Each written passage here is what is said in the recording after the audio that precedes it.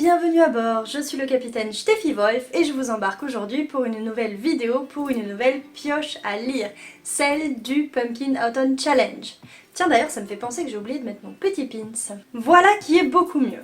Donc je disais, le Pumpkin Autumn Challenge c'est un challenge qui arrive avec l'automne bien sûr, et puisque le mois de septembre se profile, voire est déjà là au moment où vous regardez cette vidéo, c'est que le pumpkin a déjà commencé. Parce que le Pumpkin Autumn Challenge va du 1er septembre au 30 novembre.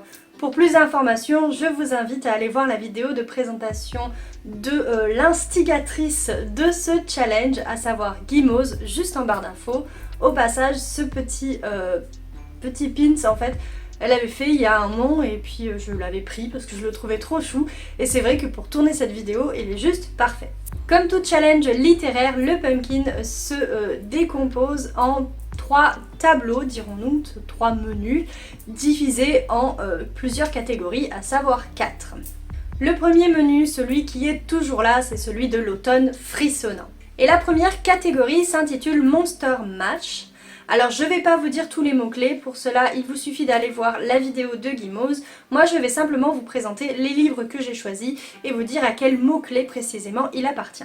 Et pour cette première catégorie de Monster Mash, j'ai choisi de lire Black Mambo, un petit collectif aux éditions du Chat Noir paru il y a fort longtemps et qui contient 3 nouvelles je suppose, ou novellas, enfin des petits romans, toutes petites histoires de l'une de Sophie Daba, l'autre de Morgane Cossario et la dernière de Vanessa Terral. Donc voilà, et qui tourne autour de la créature du vampire, et c'est bien au mot-clé créature que fait référence cette lecture.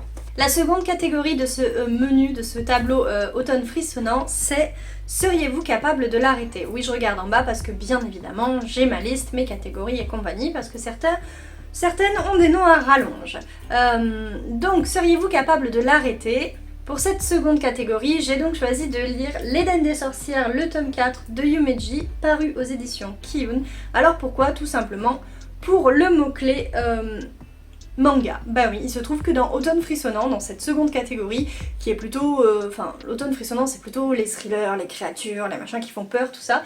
Et bah il y avait un des mots-clés qui était manga. Je me suis dit, allez, c'est parti, lisons L'Éden des sorcières, le tome 4. En plus, il est certain que je le lirai au cours du mois de septembre, puisqu'il est également dans mon Assassin's Books Challenge. Pour rappel, on suit la sorcière Pili à la recherche de l'Éden des sorcières, mais aussi d'autres sorcières.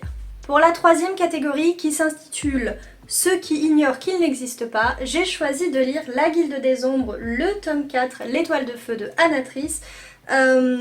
Pour les mots-clés, attendez, je regarde parce que là il y en a plusieurs. Secret, combat, voire même œuvre française, puisqu'il s'agit d'une œuvre littéraire écrite par une romancière française, Anatrice. Donc voilà, pour ce qui est de la Guilde des Ombres, alors ici c'est aussi un tome 4, comme avec le manga. On suit Panama qui est une assassin. Pardon, les mots m'ont échappé. J'ai failli dire assassineuse, mais pour moi ce n'est pas français. Mais voilà, bref... sans doute pas que pour moi d'ailleurs. Donc on suit Panama, une assassin qui appartenait à la Guilde des Ombres, mais la Guilde des Ombres, bah il s'est passé plein de trucs, et donc ici on va la voir encore une fois évoluer, et j'ai très hâte de me plonger dans cette histoire, qui de toute façon, a priori, sera également lue pendant le mois de septembre, puisque là aussi c'est une lecture de l'Assassin's Books Challenge. En même temps, comment ne pas mettre la Guilde des Ombres dans un challenge créé par une fan d'Anatrice et de cette histoire. Voilà, fin de la parenthèse qui n'avait même pas commencé. Enfin, pour la dernière catégorie de ce tableau, qui s'intitule, j'allais dire déjà ma lecture, qui s'intitule Les songes maudits de Carmilla, j'ai choisi de lire Les vents ensanglantés de Don Kurtagish aux éditions du Chat Noir. Pourquoi? Pour le terme vampire. J'avais lu le premier tome, alors je pensais pas que c'était un premier tome, je pensais que c'était un one-shot, qui était Les brumes affamées, et qui m'avait conquise. La plume de cette autrice, le livre en lui-même avec comment dire, des passages, alors non, ça c'est juste une illustration, mais des pages qui sont écrites différemment de tout le reste du roman. J'avais adoré l'ambiance du roman, j'avais adoré, en plus c'était une réécriture de Faust. ou de Faust, prononcez-le comme vous voulez, mais bref, la lecture à avoir faite quand on est prof d'allemand, quand on a fait des études d'allemand, blablabla, du grand auteur Goethe, donc voilà. Et ça, il se trouve que c'est une suite, et dans les petits mots-clés qu'il y a ici, vous avez sorcellerie, vampire, gothique, horreur. Autrement dit, ça passe parfaitement dans cette catégorie, ça match parfaitement avec tout le tableau, et puis regardez-moi ce bouquin. Celui-ci, je me ferai une joie de le lire aux alentours d'Halloween parce que il a pour moi une couverture halloweenesque au possible. Ça doit être un roman qui fait peur, un roman qui... Ah, j'ai hâte. On en arrive déjà au second tableau qui est celui qui change un peu chaque année et qui cette année s'intitule Automne extraordinaire. La première catégorie s'intitule La bonne auberge de la pierre levée. Non, je me suis pas trompée. Et là, dans les mots-clés, il y avait livre dont vous êtes le héros. Et franchement, j'ai tellement envie d'en lire un, j'ai trop envie, sauf que j'en ai évidemment pas dans ma palle. Donc j'ai dû me rabattre sur d'autres mots-clés. Je me suis rabattue sur le mot-clé médiéval et j'ai choisi de mettre dans cette catégorie le roman Le Jarval de Patricia Le Sauce aux éditions du Riez, qui est une édition qui malheureusement n'existe plus, où on suit un bourreau à l'époque médiévale. Donc écoutez, ma foi, moi ça me va, et en plus c'est en Provence. Donc ça match. Je crois que c'est la deuxième fois que je me mets dans une pile à lire. J'ai très envie ces derniers temps de découvrir ce roman parce que, je sais pas, déjà il est très vieux. Il m'avait été dédicacé ou pas? Non, je crois que c'était une commande que j'avais fait genre pour sauver la maison d'édition, moi et mon bon cœur. Mais bon, évidemment ça n'a pas marché. Quoi qu'il en soit, c'est un roman qui me fait envie depuis peut-être 1 ou 2 ans, alors qu'il est dans ma palle depuis genre 5 ou 6, si ce n'est plus. Donc il serait peut-être temps de l'en sortir. La seconde catégorie se nomme Chaudron, foudre et clair de lune. Et là, il y avait évidemment, avec chaudron, vous vous en doutez, le mot-clé sorcière. Et je n'ai pas pu m'empêcher de sortir le tome 5 de l'Éden des sorcières, toujours de Yumeji, toujours chez Kiyun. Et en plus, dans cette catégorie, vous aviez le mot herboristerie. Et je trouve que ça match encore plus, étant donné que les sorcières sont liées aux plantes et que... Pili, donc notre petite sorcière, se balade avec un loup-plante. Donc franchement, pour moi, ça matchait à fond. Et puis j'ai vraiment envie de continuer cette saga, dont j'ai vu un huitième, et paraît-il ultime tome sur la blogosphère. Donc je croyais que ça s'arrêtait à 7, mais il est possible que ça aille jusqu'à 8. Et c'est pas si grave quand on a une si bonne histoire. La troisième catégorie se nomme le cercle de la comté. Alors... d'une part la comté pour Frodon bien sûr, mais aussi c'est écrit com, C-O-M, apostrophe T, le thé qu'on boit. Donc c'est un petit jeu de mots que nous propose Guimauze et dont les mots-clés sont ici par exemple la gourmandise. Et moi, quand je vois le mot-clé gourmandise, il ne me vient qu'une seule lecture à l'esprit, c'est la saga Meia des Blondes en 4 tomes de Mélodie Max. Hélas, au grand hélas, je n'ai lu que 3 tomes et il me manque le 4e. Mais, je suis partie pour l'acquérir, je l'acquerrai, et donc il fait partie de cette palle. Le tome 4, l'ultime tome de Meia des Blondes, si mes souvenirs sont bons, je crois qu'il s'appelle Mignardise. Là tout de suite j'ai pas le bouquin devant moi, mais bref, on y suit une démone de la gourmandise. Il y a une histoire d'amour, bien sûr, c'est une héroïne badass, c'est de l'urban fantasy comme j'adore. Et franchement, j'ai tellement hâte de terminer cette, j'allais dire trilogie, mais non, quadrilogie, je sais pas, on dit ça? Bref, parce que j'adore ces personnages, je veux connaître le fin mot de l'histoire, et je veux pouvoir lire la suite, enfin quelque chose qui se passe après, à savoir ceci, Cœur ailé, toujours de Mélodie Max bien évidemment, mais que je ne veux pas entamer avant d'avoir terminé cette saga, mais que j'ai tellement hâte de lire parce que le livre est magnifique, je vous raconte pas. La dernière catégorie s'intitule Latte, une variation sophistiquée et crémeuse. Et pour cette catégorie, il suffisait juste de trouver un livre à la couverture crémeuse, au ton orange, marron, voilà. Et donc moi j'ai choisi Miranda de Nina Gorlier aux éditions du Chat Noir. Je me rends compte qu'il y a énormément de livres du Chat Noir dans cette palle, mais j'adore cette maison d'édition qui malheureusement va fermer ses portes, mais on passe, sinon c'est la déprime. Bref, vous voyez bien que cette couverture correspond parfaitement à cette thématique, parfaitement également à l'automne étant donné ses couleurs. Donc j'ai très envie de le lire, j'ai très hâte de le lire et là encore une fois il y a fort à parier que je le lirai en septembre puisque ça fait également partie des lectures de l'Assassin's Book Challenge. On en arrive déjà au dernier tableau, Automne rayonnant. Alors cette fois pour la catégorie, c'est celle-là, c'est la rallonge dont je vous parlais, donc je prends carrément mon petit livre parce que je pourrais pas le lire de loin, ça va se voir, hein, de toute manière ça se voit depuis le début, donc voilà. Oui, je triche dès la rentrée, c'est comme ça.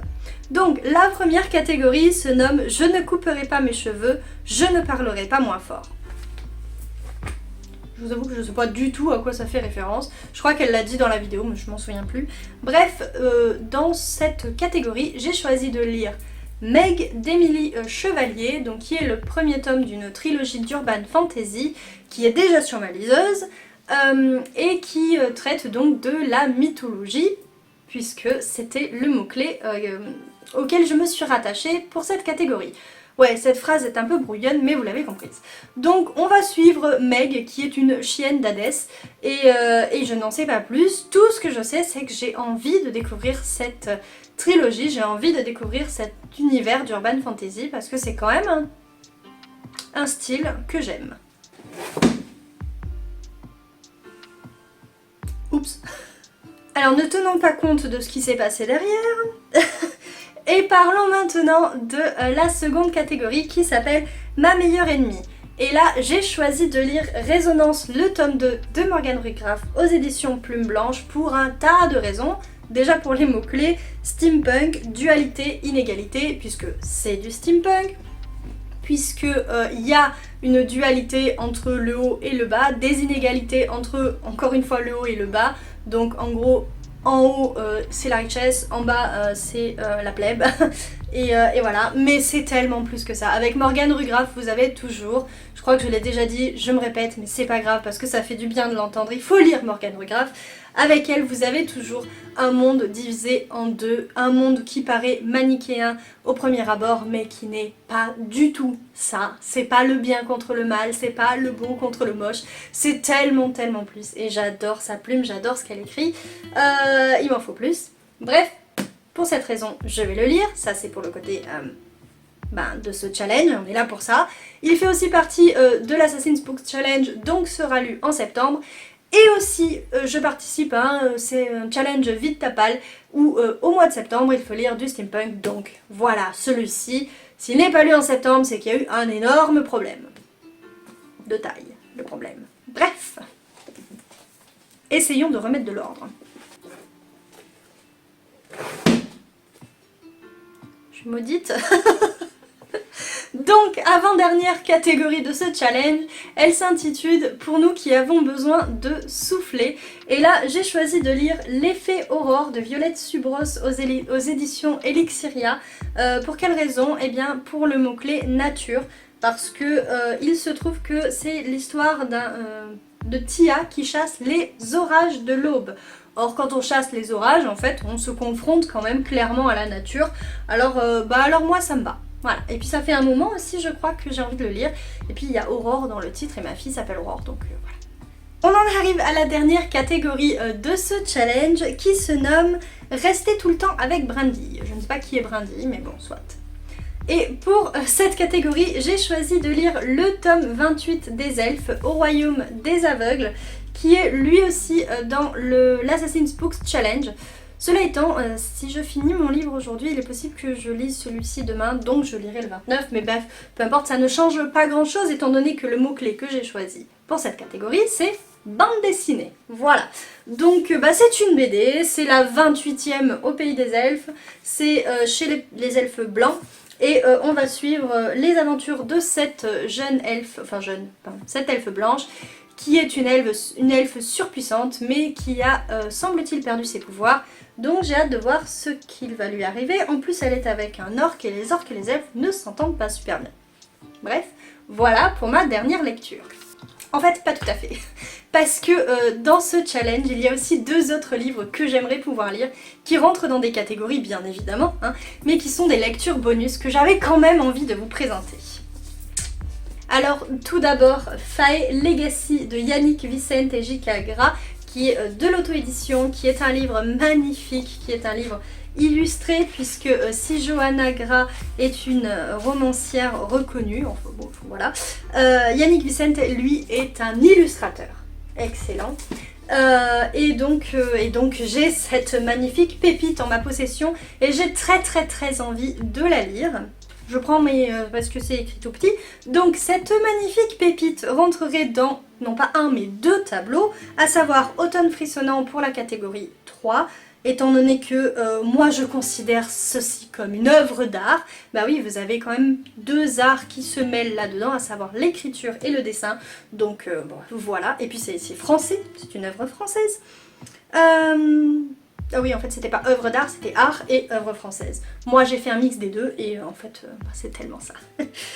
Bref, et ça rentre aussi, disais-je, dans un deuxième tableau, à savoir Automne extraordinaire, pour la catégorie 2, où il est question de magie et de sorcière, puisque, bon, la magie, ça paraît évident avec les faées, et puis, donc, évident, non, on sait pas. Et puis parce qu'il est question aussi de sorcière, à un moment donné, dans le résumé, j'ai vu le mot sorcière, donc je me suis dit, ah bah tiens, allons-y, banco, ce livre sera mon livre bonus pour le Pumpkin Autumn Challenge. Mais pas que, je vous en ai montré un deuxième, il s'agit de Verlorene Städte, le tome 1, Lichter unter London, de Anne Herzl aux éditions je sais pas quoi, Cross Cult, je connais pas cette maison d'édition. Vous l'aurez deviné à l'écoute de ce titre que ce n'est pas un livre en français, c'est un livre en allemand. Donc le titre, alors je sais pas quel est le titre et quel est le sous-titre là-dedans. Bref, on verra ça. Donc ici, Lichter unter London, donc les lumières sous Londres, Verlorene Städte, les villes perdues. Potentiellement les villes perdues ce serait le titre de la saga, et puis là ici on aurait celle de Londres. Donc voilà, la couverture est juste pour moi automnale, elle est magnifique. Franchement je crois que j'ai pris ce livre autant pour la couverture que pour le résumé, à savoir il me plaît énormément. Donc l'histoire d'une fille qui d'une femme qui se balade dans les catacombes de l'ombre et qui à un moment donné tombe malade, et pour guérir sa maladie, il lui faut aller encore plus profond sous la ville de Londres. Et voilà, et donc ça doit cacher des milliards de secrets, il doit y avoir une partie surnaturelle, et puis, mais cette couverture elle est magnifique, j'en reviens pas. Bref, je reprends ma petite triche. Ceci rentrerait dans le tableau Automne frissonnant pour la première catégorie, créature, parce que oui, il est question de créature à un moment donné. Dans le résumé, je sais plus, j'ai vu le mot, je me suis dit, waouh, ça passe, j'ai envie de le lire. Il me faut lire en allemand, parce que j'ai envie, parce que je l'ai acheté, parce qu'il me fait énormément envie. Il est magnifique. Bon, le seul bémol sur ce livre, c'est que c'est un tome 1. Autrement dit, s'il me plaît, il va falloir que j'ai la suite. Cette fois, on est arrivé à la fin de cette vidéo, et si elle vous a plu, vous pouvez bien évidemment lui mettre un petit pouce vers le haut. Si vous n'êtes pas abonné à cette chaîne, eh bien, faites-le si jamais ça vous plaît. Et bien évidemment, vous pouvez également me parler en commentaire de si vous aussi vous faites ce challenge, si vous le connaissiez ou pas, etc. etc. Si vous voulez en savoir plus au niveau de ces lectures ou de tout le reste, je vous invite à aller sur mon site steffiwolf.fr, puisque c'est là que je poste mes chroniques en premier. Donc si vous voulez aller avoir la primeur de mes avis, savoir dans quel ordre je lis ces livres avant d'avoir les bilans vidéo, c'est ici que tout se passe. Voilà, il est temps pour moi de vous laisser, de vous souhaiter une excellente navigation sur YouTube, peut-être une bonne rentrée, on sait pas, et de vous dire à très vite pour une prochaine vidéo. Tchussy!